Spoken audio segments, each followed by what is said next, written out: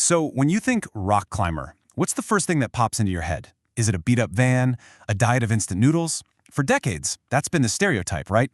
The dirtbag climber. But what if I told you that whole image is just wrong?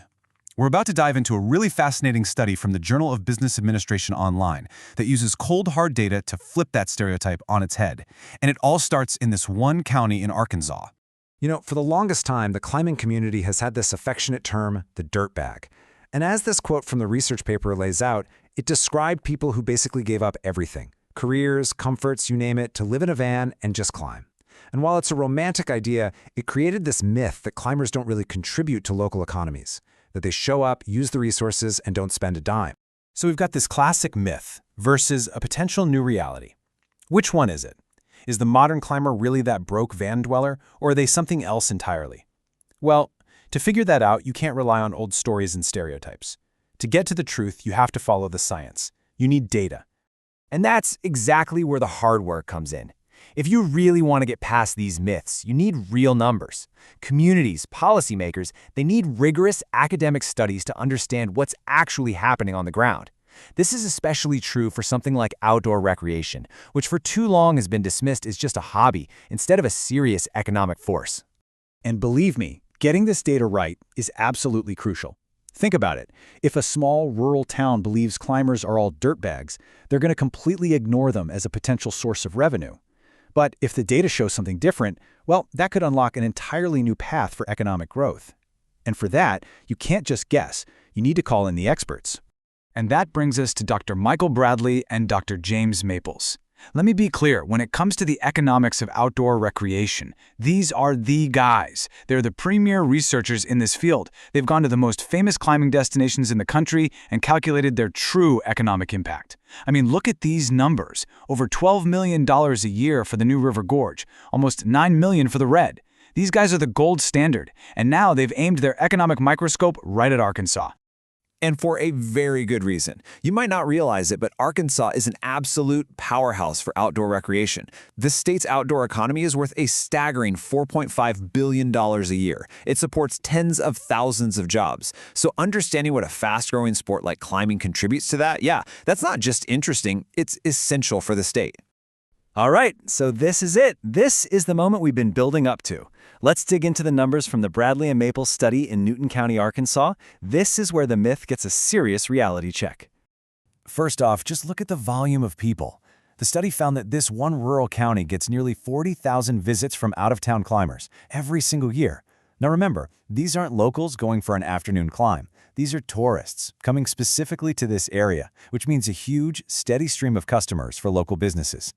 And do these visitors spend money? Oh yeah, a lot of it, to the tune of $6.3 million annually. That's not just pocket change, folks. That is a significant economic engine for this county. The study even breaks it down, over $3 million just on lodging and another $3.3 million on things like food, gas, and gear. So much for that avoid spending myth, huh? And that money doesn't just vanish. It flows directly into the community. We're talking about $1.38 million in local wages. This means that climber spending is literally paying salaries and putting money directly into the pockets of the people who live in Newton County. Now, to really bring this to life, the researchers zoomed in on one specific legendary event called the 24 Hours of Horseshoe Hell. It is this massive climbing festival that pulls in people from all over the country for one wild weekend of non-stop climbing. So what can one single festival do for the local economy?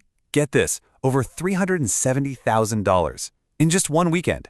It's a perfect example of how a focused event built around an existing natural resource can create this massive, concentrated blast of cash for a local community. Okay, so the money part is crystal clear.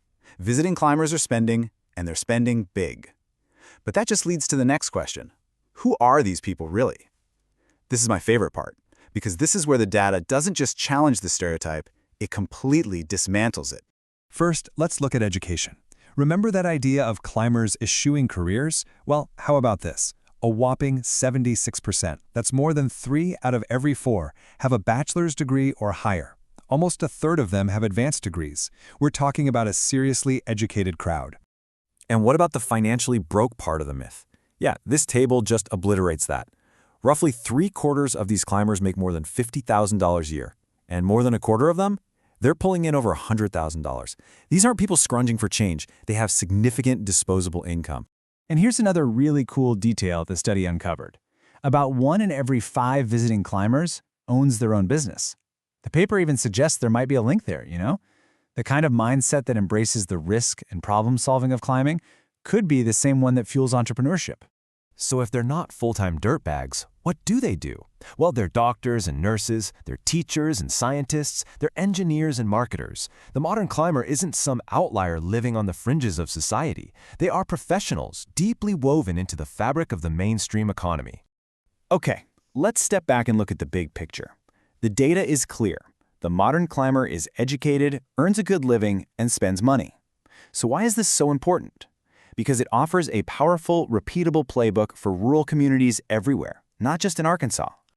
The researchers highlight this brilliant concept in their conclusion.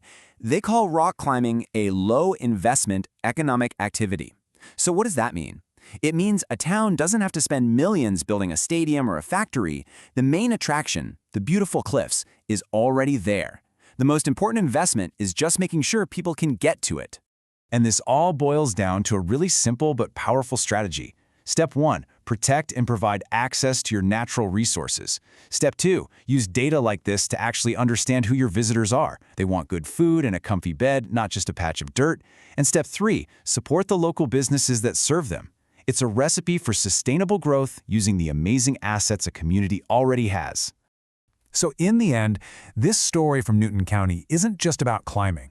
It's a lesson in looking past old stereotypes and using real data to see the true value in the world around us. And it really makes you wonder, doesn't it?